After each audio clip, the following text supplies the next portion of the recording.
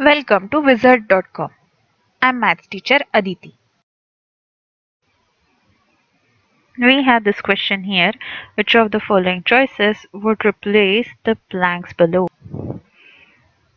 Now we need to find a pattern here, and if we look over here, 4 letters, these tell us the pattern is B A B B B A B B repeated. So the first blank will be B. So B A B B, then B A B B, then B A B B.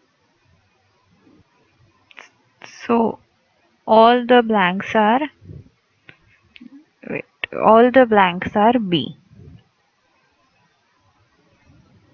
Therefore, all the blanks are B B B B. So answer is option B.